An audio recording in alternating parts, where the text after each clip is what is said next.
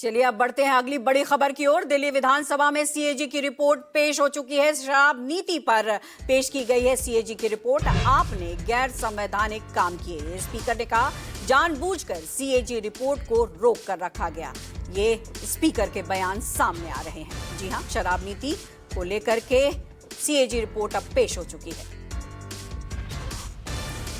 CAG एक संवैधानिक संस्था है जो जवाबदेही है, पारदर्शिता और सुशासन को बढ़ावा देती है। इसे संवैधानिक प्रहरी भी कहा जाता है और इसकी कार्यप्रणाली को माननीय सर्वोच्च न्यायालय ने संविधान की मूल संरचना कहा है। सीएजी जनता, विधायिका और कार्यपालिका को यह स्वतंत्र और विश्वसनीय आश्वासन देती है कि सार्वजनिक धन एकत्रित किया जा रहा है और उसका प्रभावी ढंग से कुशलता पूर्वक उपयोग किया जा रहा है। यह आश्चर्यजनक तथ्य है कि वर्ष 17-18 के बाद से 2017-18 से सीएजी की रिपोर्ट को सदन पटल पर प्रस्तुत नहीं किया गया है। मैं इस बात से बहुत पीड़ित हूं कि सीएजी रिपोर्ट को दबा दिया गया और पिछली सरकार ने इस रिपोर्ट को सदन में प्रस्तुत न करके संवैधानिक प्रावधानों का जानबूझकर उल्लंघन किया। और इसी बड़ी खबर पर हमारे साथ विधानसभा से दिव्या अग्रवाल जुड़े। आइए सीधा उनका रुख करते हैं। दिव्या, सीएजी की रिपोर्ट टेबल हो गई और शराब नीति को लेकर के कई खामियां बताई गई और आरोप भी लगाए गए। अब सरकार आगे क्या कुछ कदम उठाती हुई नजर आ रही है?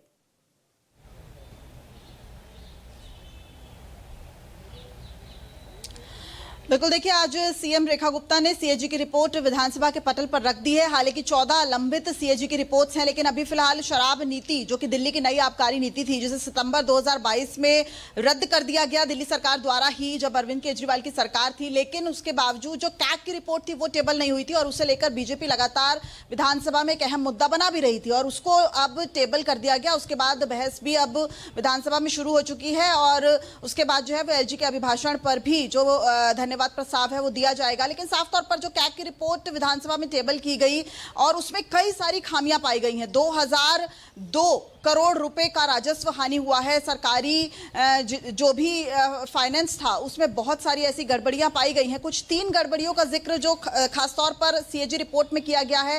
पहला ये कि लाइसेंस जो शराब कारोबारी थे उनके लाइसेंस में छूट दी गई थी, जिससे लगभग 850 करोड़ रुपए की सरकारी हानि हुई। दूसरी अहम बात, नॉन कन्फर्मिंग एरियाज में शराब की बड़ी बड़ी दुकानों को खोला गया, यानी कि वो एरिया जो कि मास्टर प्लान के मुताबिक, देखिए बहुत सारा ऐसा है दिल्ली में एरिया है जो एलजी ने पूरी तरीके से उसको कहा गया है कि वो भूमि जो है वो उपयोग में नहीं लाई जा सकती। उसके बावजूद भी उस भूमि का उपयोग किया गया। वहां पे बड़ी बड़ी शराब की दुकानें खोली गई, जिसकी वजह से सरकार को नुकसान हुआ।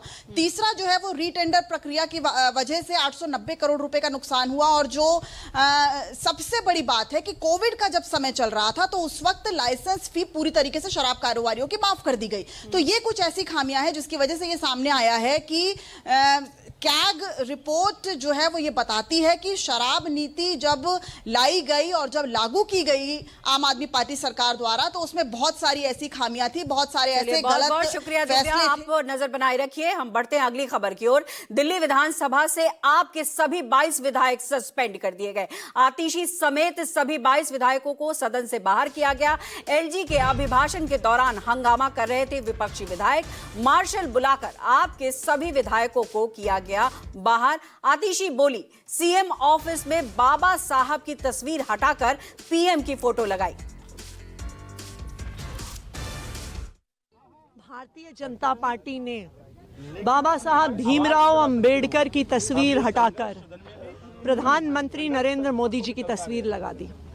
मुख्यमंत्री कार्यालय से, जो सचिवालय में है, विधानसभा में जो मुख्यमंत्री कार्यालय है, सारे मंत्रियों के कार्यालय से, क्या भारतीय जनता पार्टी को लगता है कि प्रधानमंत्री नरेंद्र मोदी बाबा साहब अंबेडकर से बड़े हैं? जब हमने बाबा साहब के नाम के नारे विधानसभा में लगाए तो आम आदमी पार्टी के विधायकों को निष्कासित कर दिया गया।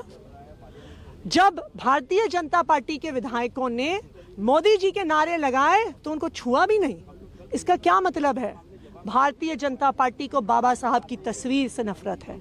भारतीय जनता पार्टी को बाबा साहब के नाम से नफरत है। भारतीय जनता पार्टी को लगता है कि मोदी जी बाबा साहब अंबेडकर से बड़े हैं और इस अहंकार का जवाब देश के लोग उन्हें देंगे। बहरहाल अब वक्त हो चुका है इस वक्त ब्रेक का, तो आप बने रहिए न्यूज़ 24 के साथ।